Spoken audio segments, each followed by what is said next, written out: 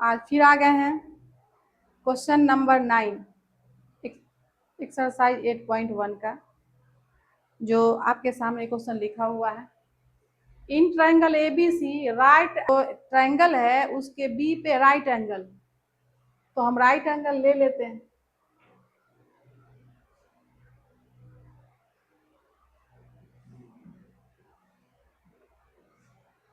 यहाँ है बी, तो ये होगा ए, ये होगा सी। यहाँ राइट एंगल है और दिया हुआ है tan A is equal to 1/√3।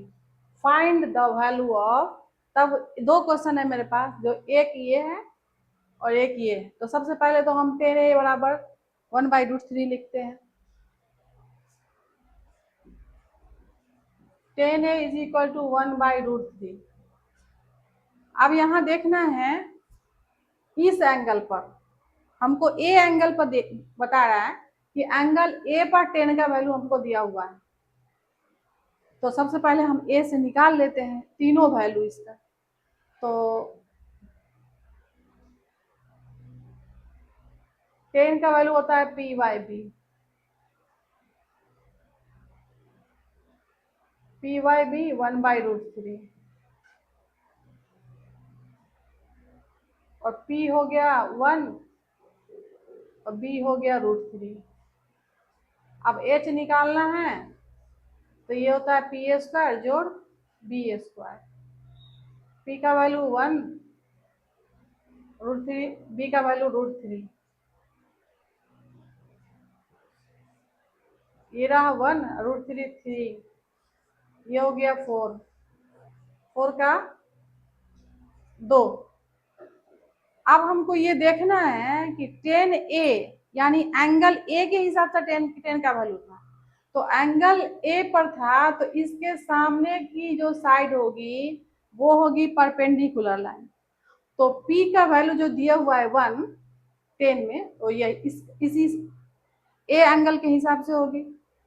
और B जो बचा हुआ ये तो हाइपोटेनस है, और तो बचा कौन सा, तो ए बी हो गया मेरा बेस, तो बेस आ गया मेरे पास √3।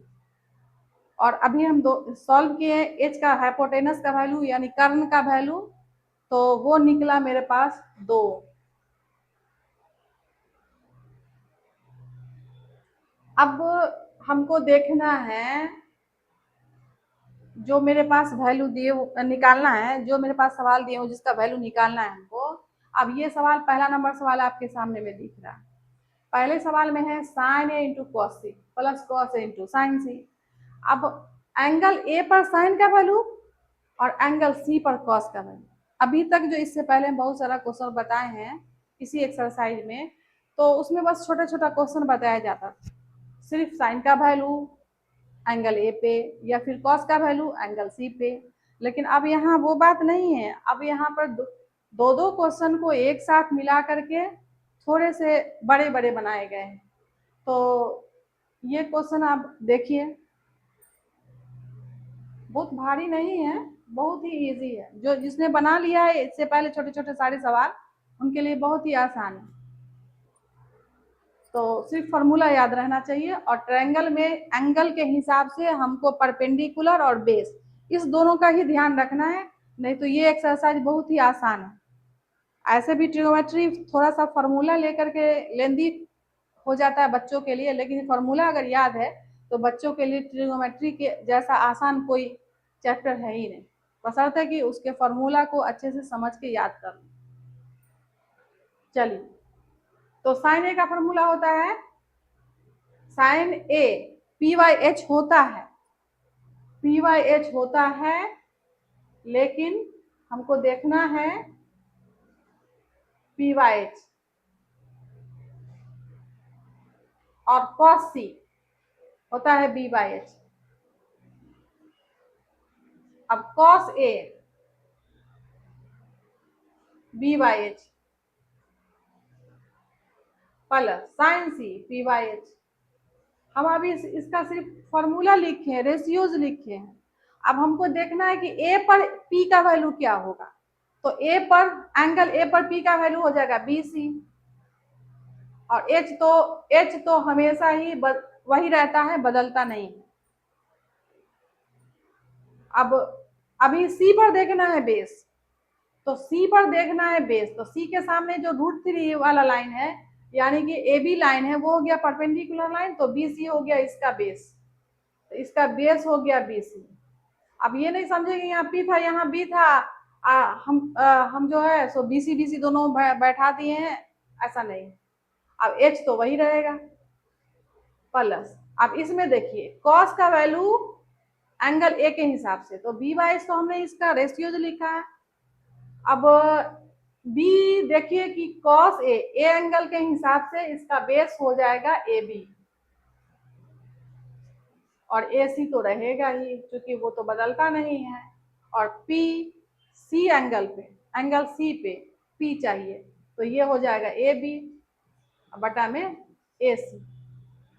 अब BC है क्या, तो BC है मेरे पास 1/2 इंटू 1/2 प्लस AB है √3/2 इंटू √3/2, 1/2 1/2 1/4, और √3 गुना करेंगे तो 3, और 2 को गुना करेंगे तो 4, LCM लेंगे तो 4, और जब बेस बराबर हो तो उनके नीचे वाला तो वैल्यू वही आ जाता है, और ऊपर वाला 1 और +3, 1 + 3 4/4 हो गया 1।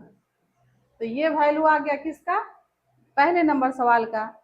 अब हम इसी पे दूसरा नंबर सवाल है जो आपके सामने है, ठीक इसी तरह कॉस का वैल्यू एंगल ए पर, तो ये हो जाएगा B/H, फिर B/H ही होगा, लेकिन अब साइन का वैल्यू ए पर P/H, अभी हम सिर्फ रेशियो लिख रहे हैं,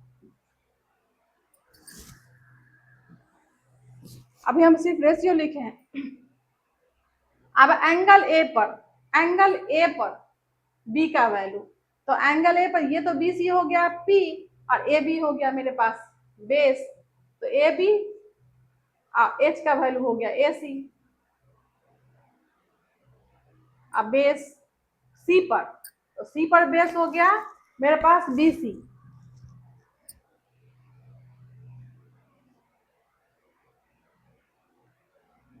और AC H तो AC ही रहेगा माइनस P, एंगल ए पर साइन का वैल्यू, एंगल ए पर साइन का वैल्यू में P/H, तो P हो गया BC, और हाइपोटेनस AC ही रहेगा, और इसमें साइन C पे P का वैल्यू, तो P का वैल्यू हो गया AB बटा में AC। AB मेरे पास कितना है √3, AC कितना है 2, BC मेरे पास कितना है 1/2 माइनस, फिर BC कितना है 1, AC कितना है 2, AB कितना है मेरे पास √3 बटा में 2, मल्टीप्लाई करेंगे गुना करेंगे तो √3 को 1 से क्या होगा 1 बाय √3 को 1 से तो √3, और 2 दूनी 4 माइनस, ये √3 को 1 से √3, 2 दूनी 4, जब घटेगा तो क्या हो जाएगा 0। यही मेरे पास आंसर आ गया।